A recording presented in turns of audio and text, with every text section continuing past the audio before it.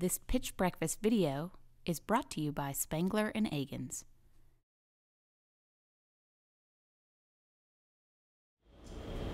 So imagine you're a parent on food stamp assistance, and you need to go to the grocery store, but you forgot to check your balance before you left, and you have this little guy in tow. Now you're in the grocery store, and you need to check your balance. You have one of two options. You can either go to a website, assuming you have data on your phone, and enter a 16-digit number in your PIN code, or you can call in and enter a 20-digit series of numbers with no errors and this little guy. Now imagine you're Jessica. You come home from work and you have a note on your door about impending construction on your property with very little notice and even less information. We all interact with our government in many different ways. And what we're doing here in Charlotte is breaking down those stereotypes that the government isn't interested in making this a better process for you. We work very closely with city leaders and staff to help make this a better city for all of us.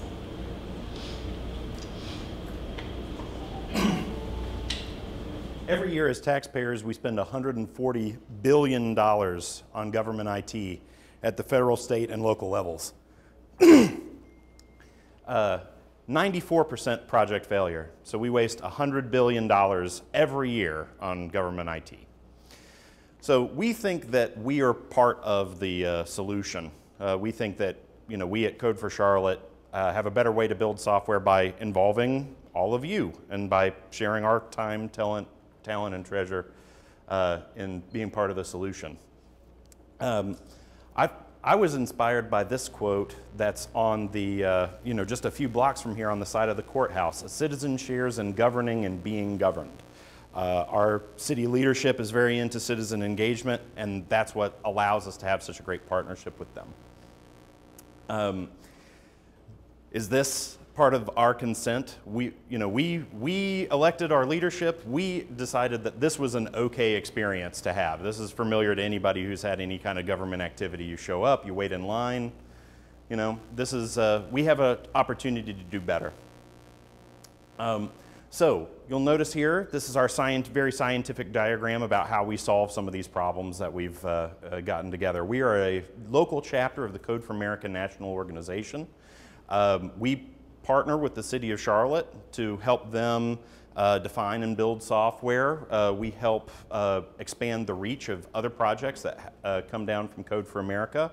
We provide a little volunteer leadership and some good old-fashioned elbow grease, and we create lightning bolts of projects that have an impact in their community from now and years to come.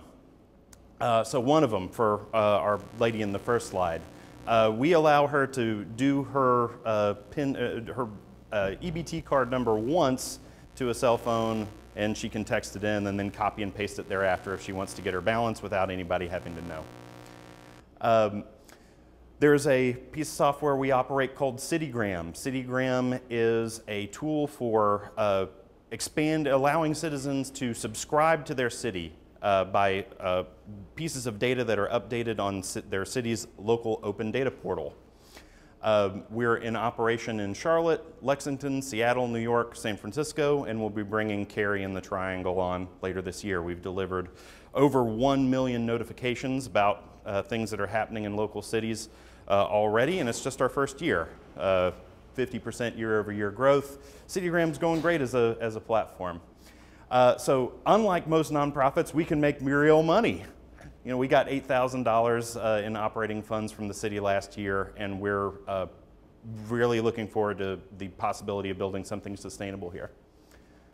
And I'm Jim Van Fleet. This is Jill. Hi, I'm Jill Bierce. We're your co-captains for Code for Charlotte. We started in January 2014 and are already over 600 strong. We're the fastest growing brigade in Code for America history, as well as already becoming a national leader in the civic tech movement. We have a dedicated volunteer staff, 2 sustaining projects that actually bring in direct revenue, and an outstanding relationship with the city. So what we're always looking for is event sponsors, donors, volunteers, and anybody who wants to donate services to help create better technology. And that's us. Thank you very much.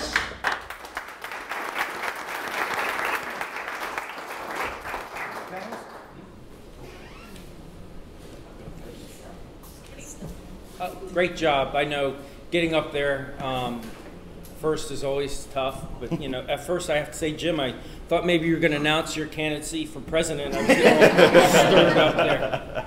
So you guys are a nonprofit organization, is that correct? Okay. And a lot of cities have data just floating around, so you guys are using Code for America and their expertise in forging ground in other cities as your template for what you're trying to do here?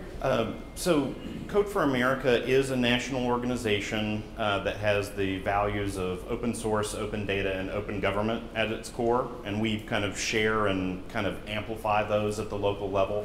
There's things that they can do best at the national level, like lead the conversation and kind of attract the larger grants and operate the programs once for the entire country. We provide that kind of like unique partnership with local government, which is, as it turns out, where a lot of the most benefit is available. Another really cool thing about CityGram is it takes open data and translates it into usable information and relevance. Open data is this big weird thing that my mom has no idea what we're talking about. But if I show her CityGram and how it actually relates to her day-to-day life, they get it. So do you get licensing fees for something you develop in Charlotte that one of your sister organizations intend to use in Seattle, let's say? So for CityGram, the operational model is more based on the annual maintenance. For example, City of Charlotte says, we're going to provide you with an annual grant instead of in place of kind of an annual licensing fee. And that covers a certain amount of support, keeping up to date with a certain number of their data sets. For example, all of you in the room can go to citygram.org and receive notifications about historic district reviews, rezoning, road closures due to accident in your area, a variety of things. Each one of those little pieces of data might go bad at some time based on what's happening inside City Hall, so we kind of help them stay on top of that and make sure that service is uninterrupted. Gotcha. So the volunteers nationwide can bring their city up and online if they're willing to do a lot of that work. But if they're not, that's when we extend the hand of partnership to the local government and say we can do this for a fee. Okay, great, thank you. How long are you sustainable? How long is Code for America funded? Code for America is about a $9 million annual budget. They've been around for 3 or 4 years. This is our first year of operation, so we're hopeful for, kind of to put together a plan based on what Code for America is coming up with. They're doing some formalization around their own chapter model. Like they haven't had one available up till now. So we're kind of like the test balloon for that. Everybody else that is bigger than us came kind of before Code for America. So we're the test balloon to say, this is how we do it at the local level. Okay. So you're not responsible for fundraising, though? Not yet, but that's one of my next challenges in life. Yeah, so our intent is to fundraise enough to, for our local chapter. Right. To hire staff and to be able to expand. I'm the staff. That's a volunteer. Volunteer. So that we can expand those relationships that we've started building. We get a lot of like nonprofits and schools in the city, and everybody wants to do stuff, but on a completely volunteer basis, we're trying to capacity. Volunteers don't organize themselves. Yeah. It's hard. Yeah. It's hard. Yeah. Totally. So a couple of comments. One, just to build on that first, the idea of having a staff member here, I think is really important because getting companies or other people to give to a nonprofit, they want to see sustainability. It's one of those chicken and eggs, which is they think you're going to be sustainable, they'll give you money. And so I think that's a really good goal. Yeah. Just some presentation feedback. I thought you all did really well. I like starting with stories and personal, right? You can never go wrong with a photo of a baby or a dog on the opening slide. But I thought that was interesting. I was waiting for the connection back to how it was relevant, which did eventually come. But for everyone listening in the audience, it's one of the things I've seen presenters do a lot, where they start with the story and they never connect it back at the end of the business model. And they've connected in their own brain, but they never actually tell us as the audience. One thing to be careful of, because you guys are familiar with it now, EBT number. No one in the room probably knows what an EBT number is. We can deduce that it's a benefit number for groceries, but so kind of be careful of nomenclature as you guys get really familiar with it. The thing that stuck in my head more than anything else in the presentation was that 94% failure rate. of projects. And I'd love to see you dive into that more, because that's, one, it's a shocking number. And it's almost so shocking, it's unbelievable to me. So I'd love to hear where it came from, how did it get calculated, and if that's really true, that's just so sad to see that amount of money spent with that kind of failure rate. The last thing I'll say, which I think is really good, is a props to you all. There's an article that just came out that I'm going to retweet that talked about tech talent coming out of San Francisco or traditional markets, and how there's 7 or 8 growing markets in the U.S. that are growing tech talent and are emerging tech talent hubs: Charlotte, Nashville, Austin, and there are a few others in the list. And what you all are doing even on a national level, right, about this and being the largest brigade and realizing there's this huge tech talent base in Charlotte is awesome for the community. So thank you all for doing that. Last public service announcement, the City of Charlotte is actually hosting here on Wednesday the 23rd at 11:30 how to do business with the city. If you're interested in doing business with city governments, now you guys are a not-for-profit, but a lot of people want to do for-profit activity. So Wednesday the 23rd at 11:30. How to do business. The city actually doesn't distinguish not-for-profit or for-profit, but when you're talking about a vendor status, they don't care. Okay. And my advice is to get started as soon as you can. Yeah. Yeah. And minority-owned, women-owned businesses helps. Yeah, I think we filled out a 91-page application. Some of that goes through the state as well. It's fascinating learning about your government, I just have to say. That's a whole other session, isn't Yeah. it? Any questions from the audience? Any thoughts from the audience? Stand up if you do. Anybody got?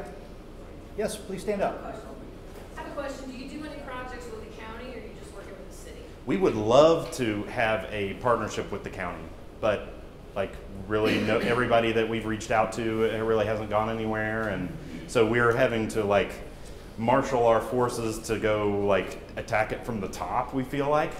So if anybody knows anybody in county government who'd like to get a bunch of free labeler and smart people hanging around, let us know.